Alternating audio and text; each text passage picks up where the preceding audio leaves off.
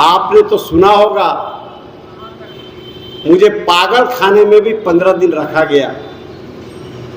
क्या शहर के कोई व्यक्ति बता सकते थे या बता सकते हैं कि मैं पहले पागल था कि अभी पागल हूं? तय किया था कि विरोधियों के पेट में चूहा कूदने लगा और मेरे जैसे निर्दोष व्यक्ति को 27 महीने जेल में रखा गया। 28 महीने के बाद आपके बीच में उपस्थित हुआ हूं। मैं बोला मैं आ गया हूं, मैं उसी साहेबगंज को फिर रौनक लाने का काम करूंगा। मुझे प्यार दिया, आपने जो मुझे अभिनंदन किया, वो अभिनंदन नहीं, एक एक फूल का माला इस शहर वासियों ने मुझे कर्ज के रूप में पहनाया है। मैंने तो साहेबगंज को विकास की पटरी पर लेकर चला था।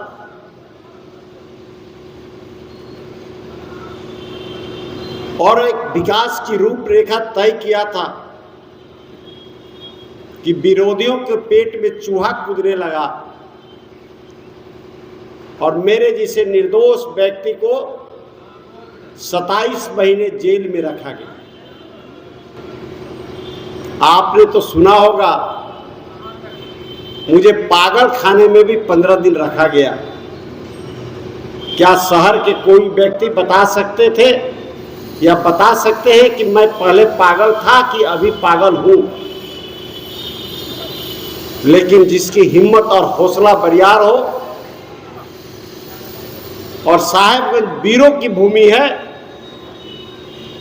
इस वीर की भूमि से जो पुत्र पैदा होकर जेल में भी जाता है तो उसका हौसला 2 गुना बरियार होकर निकलता है।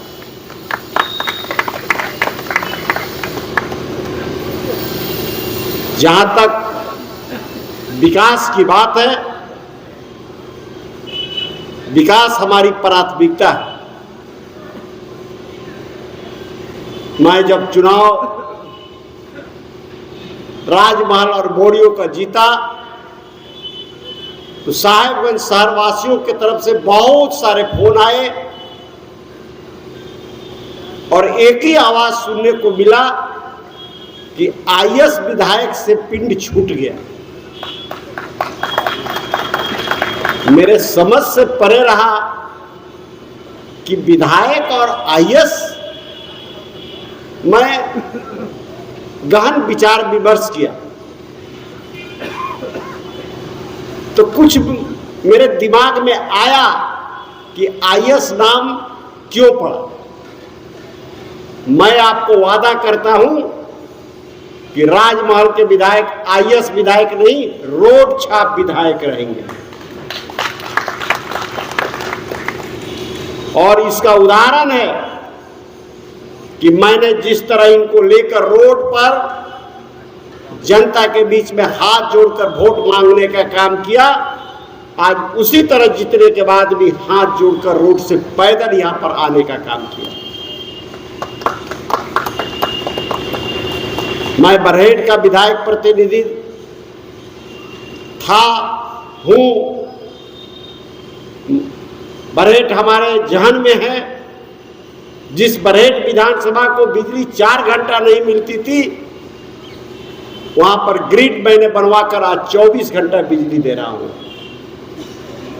घर घर पानी पहुंचा रहा हूं।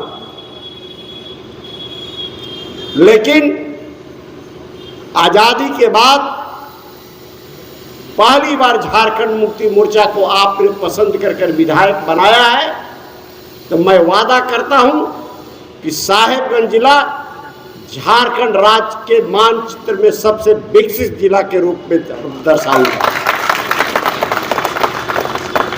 मैंने विधायक जी के साथ लंबी वार्ता किया। मैं 23 तारीख के रात को ही तीनों विधायक को, माननीय हेमलाल बाबू, धनंजय जी और राजा जी को लेकर चल दिया साहेब रांची। और मैं 11 तारीख तक रहा। विधायक जी से वार्तालाप हुई, मैंने रूपरेखा तय किया और उन्होंने स्वीकार किया है कि महीना में एक दिन बोरियो ब्लॉक में एक कैंप लगाएंगे, उधवा ब्लॉक में कैंप लगाएंगे, राजमहल साहेबगंज ब्लॉक में भी कैंप लगाएंगे। मैंने कहा साहेबगंज ब्लॉक एक अंतिम छोर में पड़ जाता है, इसलिए महीना में आप जब साहेबगंज बैठे तो यही बड़ी धर्मशाला में बैठकर जनता की समस्या को ऑन द स्पॉट समस्या का समाधान करने का काम करें। मंच पर पदाधिकारी लोग भी बैठे हैं। मैं उन पदाधिकारियों को भी चेतावनी के साथ कहना चाहता हूं कि ये सरकार काम करने वाली है। हमारे कंधों पर जो जवाबदेही आई है हम उसे निभाने का काम करेंगे। और जब हमारे माननीय विधायक राजमहल के एमटी राजा जी इस धर्मशाला में जिस दिन महीना में एक दिन जनता दरबार लगाएंगे, उस दिन एसडीओ, सीओ, डीएसपी, थाना प्रभारी सारे पदाधिकारी उपस्थित रहेंगे और आपकी समस्या को समाप्त करेंगे।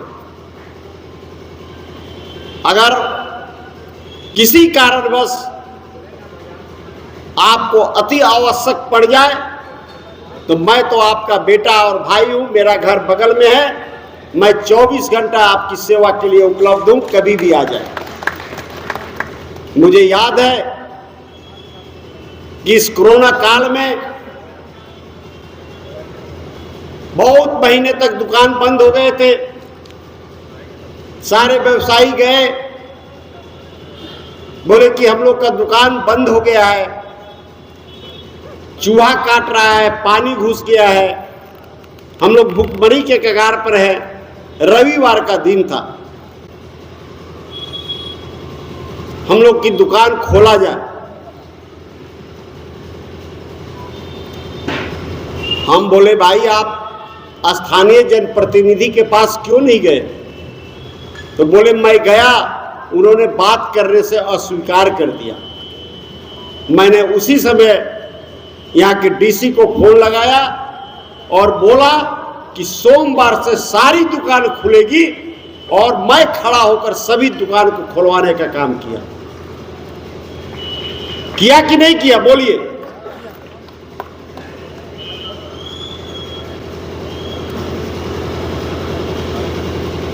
जब अतिक्रमण की बात आई,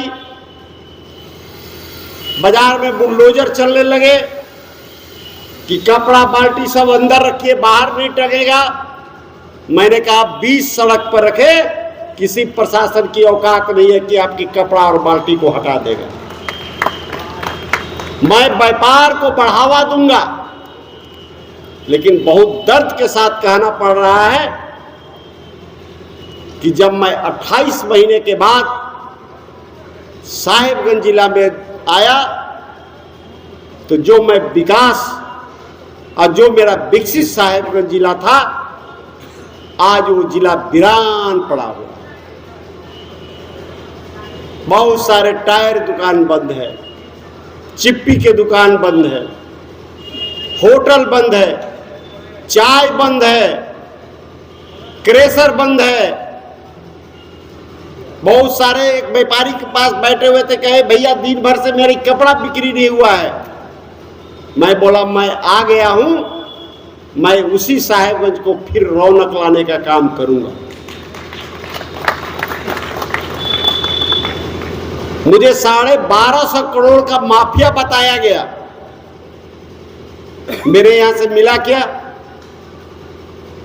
25 पैसा बराबर नहीं।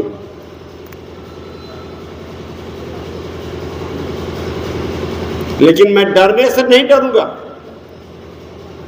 मैं फिर विकास करूंगा और फिर से साहेबगंज को विकास की पटरी पर लाने का काम करूंगा।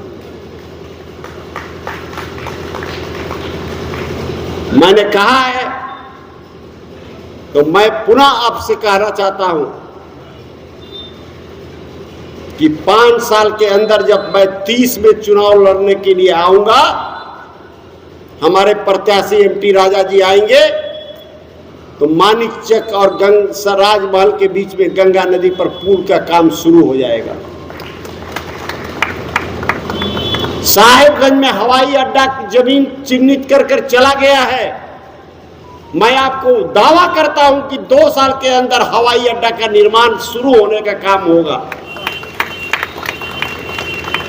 जिसमें 60% झारखंड सरकार पैसा दे रही है। मैं 40% मांग कर रहा हूं। अगर मानेंगे तो मानेंगे, नहीं मांगेंगे तो आपने मुझे कंधे पर 2 भाई दिया है, मैं 2 भाई के लेकर दिल्ली में आमरण अनशन पर बैठकर यहां हवाई अड्डा चालू करने का काम करूंगा। विकास होगा। मैंने बाजार में भी घूमा। एक समय था 88-90 के दशक में, मैं 88 से झारखंड मुक्ति मोर्चा में हूं। बाजार से मुझे 10 वोट भी नहीं आते थे। मैं धीरे धीरे जनता के बीच में अपनी पहचान बनाई, आपके दिलों पर राज किया और धीरे धीरे कुछ मुझे वोट मिलते गया। इस बार भी मैं कड़ा मेहनत किया बाजार में। बहुत सारे लोग बोले हिंदू मुसलमान। मैंने एक आदमी से बोला, भाई आप होटल में जाते हो तो पूछते हो क्या किस पलंग पर कौन सोया था, हिंदू सोया था कि मियां सोया था? होटल में खाना खाने जाते हो तो पूछते हो क्या कि इस थाली में कौन खाया था, पहले बताओ।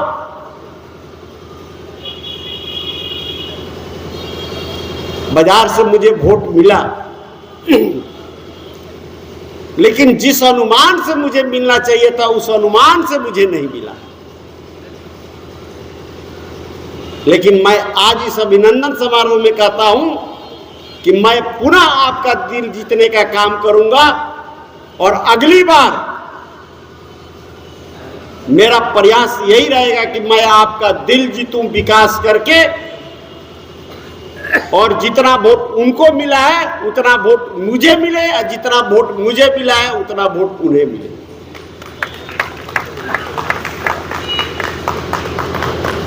मैं तो कहता हूं एक मजदूर की सारे पैसा ही है। आप लोग एक मजदूर को रखते हैं, वो मजदूरी करता है, आप उसको पेमेंट करते हैं। जिस दिन आप उसका मजदूरी बंद कर दीजिएगा, मजदूर आपके यहां काम करना बंद कर देगा। हमारे डॉक्टर साहब सुमित बाबू बैठे हुए, वो भी नर्स कंपाउंडर रखे हैं। आप उनका वेतन बंद कर दीजिए, वो आपके यहां आना छोड़ देंगे। तो आपका विधायक हो या सांसद हो, वो आपका मालिक नहीं है, वो आपका नौकर है, नौकर।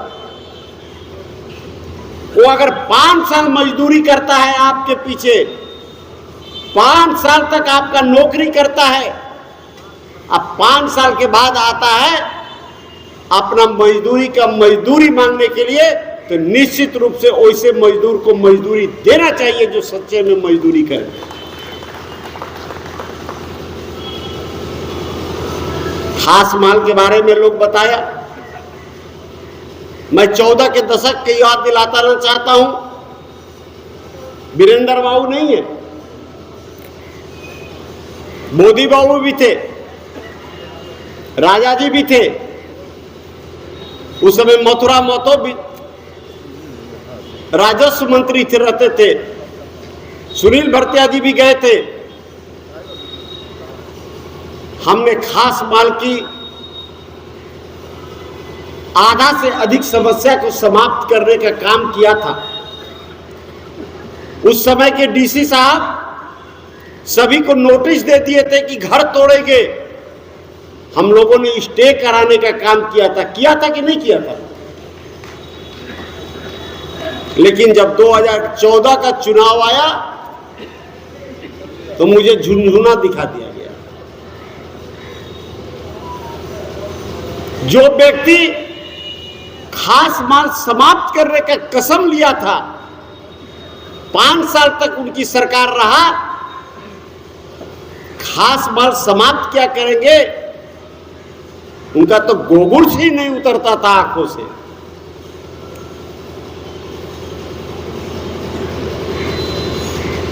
मैंने 8 तारीख को प्रधान सचिव, मुख्य सचिव, राजस्व सेक्रेटरी के साथ बैठक किया कि खास माल समाप्त कैसे हो। ये आप ही की यहां समस्या नहीं है, ये समस्या 5 जिला में है। मैं कल मोदी बाबू से विचार कर रहा था, हमारे पास कठिनाई है, खास माल समिति मेरे साथ बैठे और मुझे विचार बताए। खास माल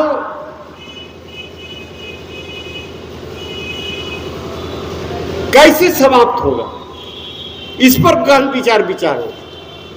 किसको, क्योंकि जिसको 99 बरस के लिए दिया गया था,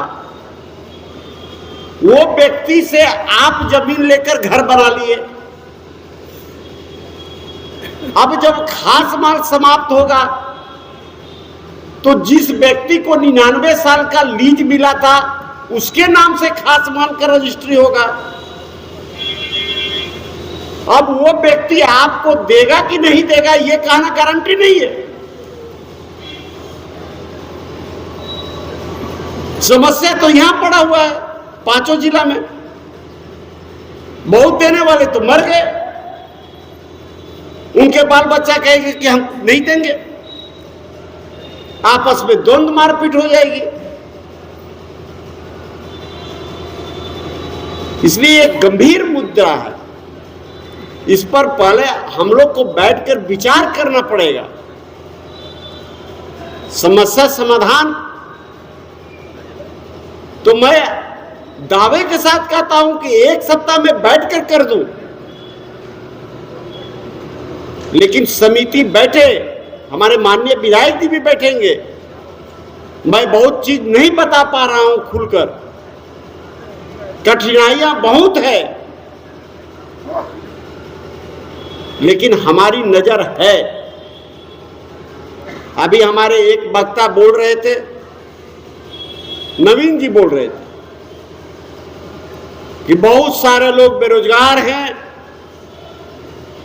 लोन नहीं मिल रहा है रोजगार खोलने के लिए। नवीन जी, जितने बेरोजगार हैं आप फॉर्म भर कर मुझे दीजिए, मैं 2 महीना के अंदर सभी को लोन दिलाने का काम करूंगा।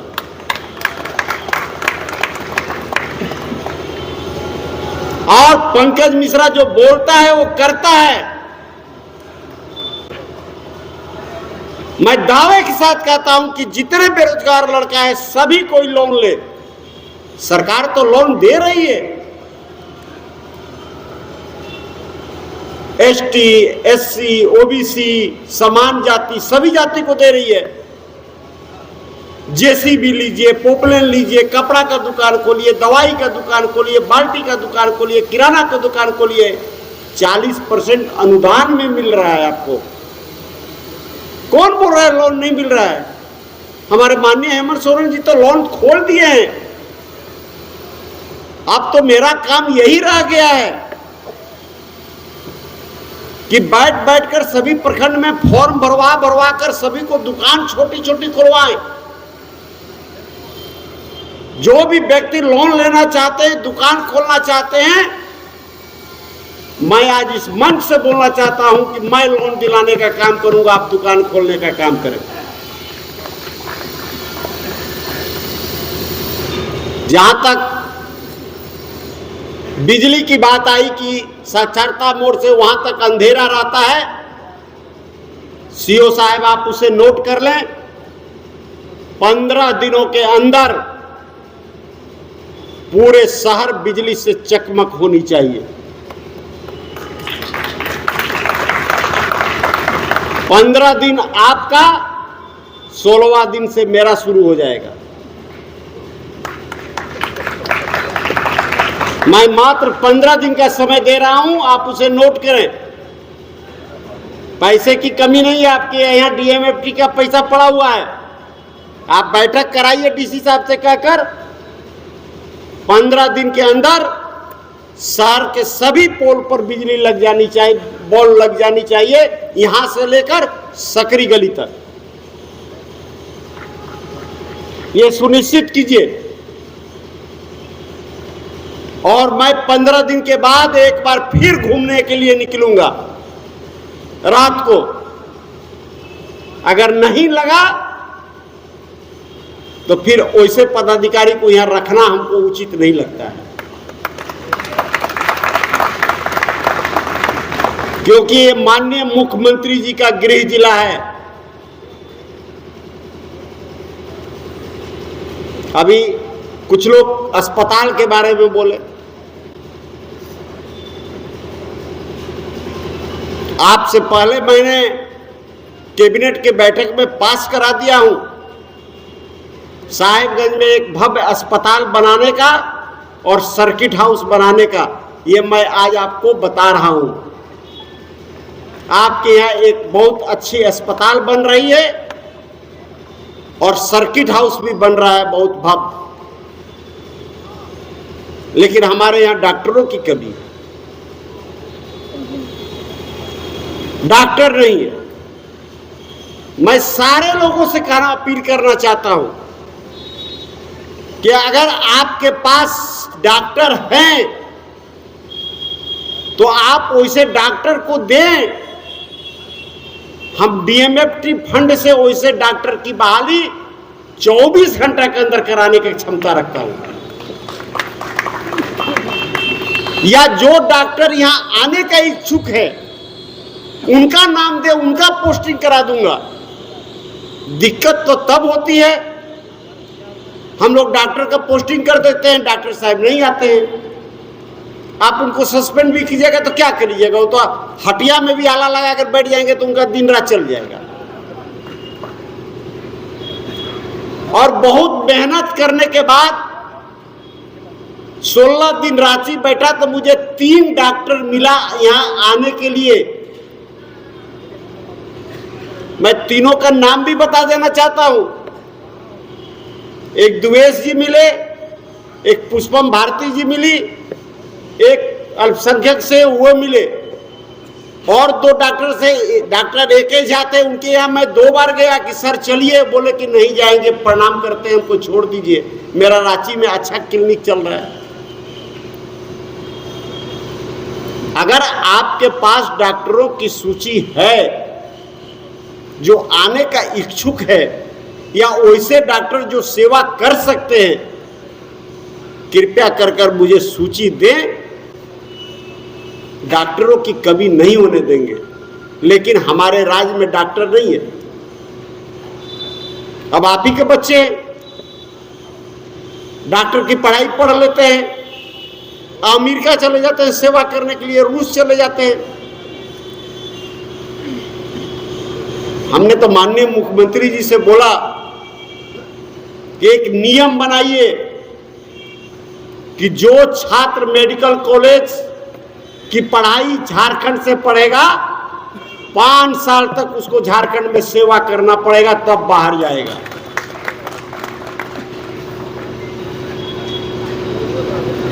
डॉक्टरों की कमी है, लेकिन दवा की कमी नहीं है।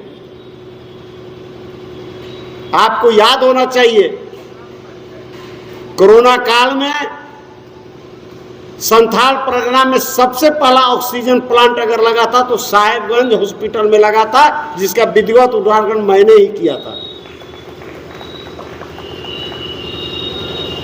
उस समय मैंने 5-5 एम्बुलेंस दिया था।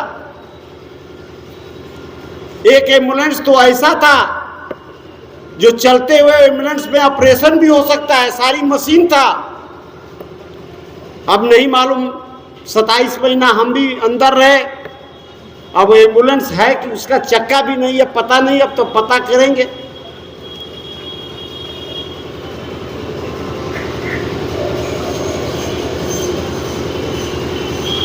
आप बोल रहे हैं कि बॉल लगाने के लिए। मुझे याद है आ रहे थे, राजा भाई बोले भाई ये रोड बहुत खराब है, इसको बनाना है। हम बोले आपके बस की बाहर की चीज है, आप नहीं बना पाइएगा। तो हमसे कान में पूछे काहे नहीं बना पाएंगे। हम बोले ये रोड भारत सरकार ने लिया है, एनएच। जिस रोड को एनएच ले लेगा राज्य सरकार उसमें 1 रुपया दे भी नहीं सकेगा। हम अनुशंसा कर कर भेजते हैं, कुंडली मार कर बैठ जाते हैं।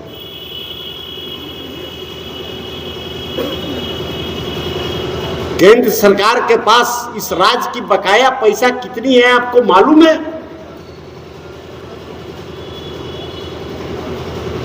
कई 100 अरब रुपये हमारे बकाये हैं खनिज के। अगर भारत सरकार सारा पैसा दे दे तो हम झारखंड में सोने का रोड बना दूंगा, सोने का। उद्योग के नदियां बहा दूंगा। लेकिन हमारी बकाया पैसा भी नहीं देते। हमारा बिजली ले जाते हैं, कोयला ले जाते हैं। अभी देखिए थर्मल पावर बना है बगल में कहलगांव, गोड्डा, जमीन गोड्डा वासियों का। प्रदूषण झेल रहा है गोड्डावासी,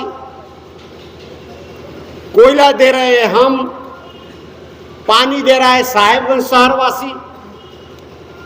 1 यूनिट भी बिजली झारखंड सरकार को नहीं मिल रहा है। सारा का सारा बिजली बांग्लादेश को जा रहा है। ऐसा उद्योग लगाने से क्या फायदा?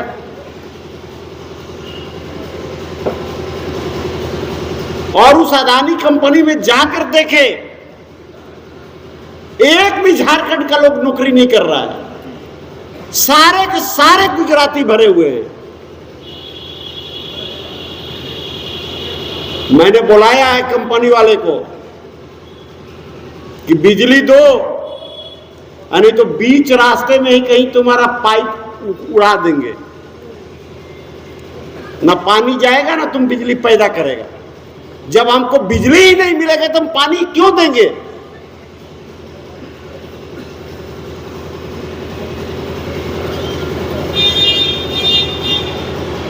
हमारी नजरें हैं और हम 5 साल में विकास करेंगे।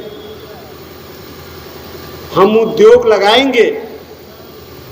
मैं यहाँ एक इंजीनियरिंग कॉलेज भी साहेबगंज में स्थापित करूंगा।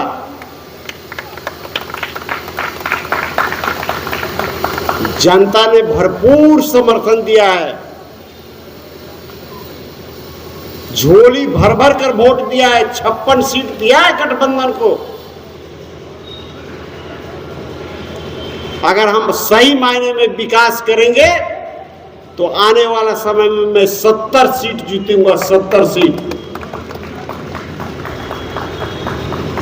और हमारे विधायक जी बैठे हुए हैं, राजा भाई, बोरियों के विधायक जी तो पहाड़ के ऊपर हैं, वो तो घूमते ही हैं। हमारे विधायक जी कभी कार पर नजर नहीं आएंगे। शहर का अगर भ्रमण करना होगा तो पैदल करेंगे, गांव का भी भ्रमण करना होगा तो पैदल भ्रमण करेंगे। आने वाले समय में देखिएगा, मैंने तो एक बार कहा था कि एक बार विश्वास कर आप जेबीएम को मौका दें। सही में जनप्रतिनिधि क्या होता है मैं बताऊंगा, जैसा मैं करता हूं बरहेट में। राजा भाई भी कभी कभी गांव में, दियरा क्षेत्र में, कभी सुदूर गांव में किसी गरीब के घर में जाकर रात को सोने का काम करेंगे, उनका दुख दर्द जानने का काम करेंगे।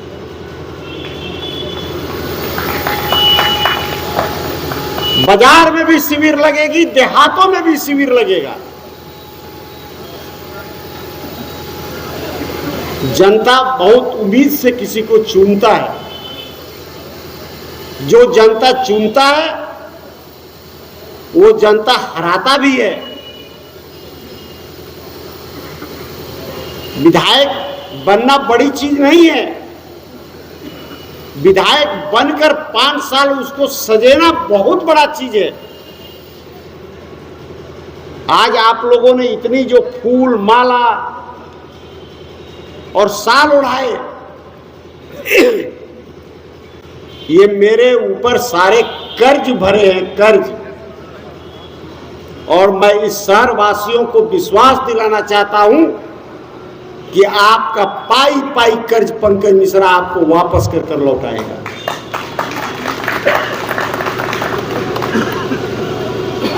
आपको जब भी जरूरत पड़े, मैं रहूं या नहीं रहूं, आप मुझे फोन पर भी या मेरे डेरा पर आए। मेरा दरवाजा 24 घंटा खुला हुआ है। मैं वैसा आदमी नहीं हूं कि घर में रहते हुए कह देता हूं कि हम नहीं हैं। हमारी तबीयत भी खराब रहता है, पानी भी चढ़ते रहता है, फिर भी हम जनता से भेंट करते हैं। डॉक्टर साहब बैठे हुए हैं। मैं जेल से निकला, चुनाव में चला गया, 2 दिन के बाद तबीयत खराब हो गई, मैं इन्हीं के यहाँ एडमिट हो गया। बहुत सारे जनता हमसे भेंट करने आए, ये मना किया कि नहीं सर, सबको भेंट करने दीजिए। हमारी पूंजी जनता है, मेरा श्रृंगार जनता है। किसी औरत का श्रृंगार उसका पति होता है। जब किसी औरत का पति नहीं रहे तो ना वो चूड़ी पहन सकती है, ना सिंदूर पहन सकती है, ना रंग बिरंगा साड़ी पहन सकती है, नहीं पहन सकती है। इसी तरह हम नेताओं का श्रृंगार जनता है। जब जनता हमें प्यार नहीं करेगी, जब जनता मेरे साथ नहीं रहेगी, सब कुछ बेकार है। इसलिए हम आपके साथ हैं, साथ थे, साथ हैं, साथ रहेंगे, सब कुछ के दुख सुख में रहेंगे। और मैं इस मंच से कह देना चाहता हूं, डीएसपी साहब भी बैठे हुए हैं, मैं वैसे लुच्चे और अपराधियों को सचेत कर देना चाहता हूं। मैं डरने वाला नहीं हूं कि आप अपराधी की दुनिया को छोड़कर मुख्यधारा में आए, नहीं तो साहेबगंज जिला छोड़कर आप चले जाए। किसी भी व्यवसायी को डरने की जरूरत नहीं है। अगर कोई भी छुटभैया, रंगबाज या नेता आपसे चरण नहीं मांगता है, आप मुझे बताएं, मैं वादा करता हूं कि आपका नाम नहीं बताऊंगा, लेकिन वैसे लोगों को मैं उल्टा लटकाऊंगा। अब वो समय चला गया कि किसी का कोई जमीन हड़प ले, किसी के दुकान से जबरदस्ती सामान ले ले, किसी के पेट्रोल पंप से जबरदस्ती तेल भरवा ले, किसी से पैसा मांग ले। आप लोग डराइएगा मत। अगर वैसी नौबत आती है तो आप मुझे आकर बताएं। मैं आपको कसम खाकर बोलता हूं कि आपका नाम नहीं बताऊंगा कि मुझे कौन बताया, लेकिन आपको इससे निजात दिलाने का काम जरूर करूंगा।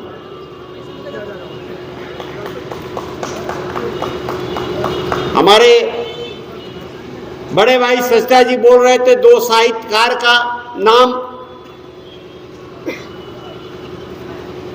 निश्चित रूप से हमारे वो धरोहर हैं।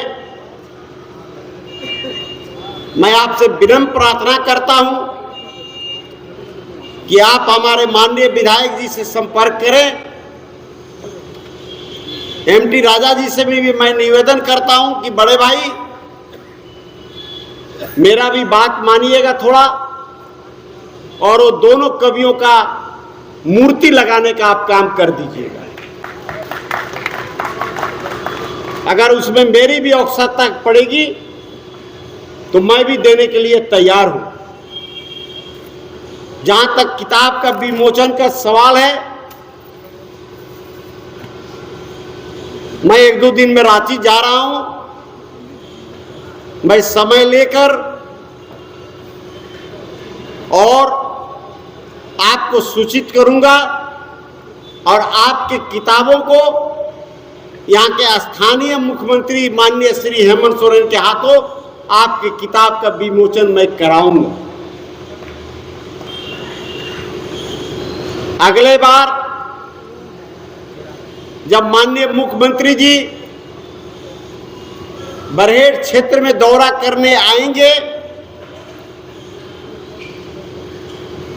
तो आप बुद्धिजीवी मंच जो भी है 11 आदमी शिष्टमंडल, आप अगर मुलाकात करना चाहते हैं तो संपर्क कीजिएगा। मैं आपको विश्वास दिलाना चाहता हूं कि अगली बार जब आएंगे तो आपको रूबरू मुख्यमंत्री के साथ बैठकर आपका वार्तालाप करा दूंगा।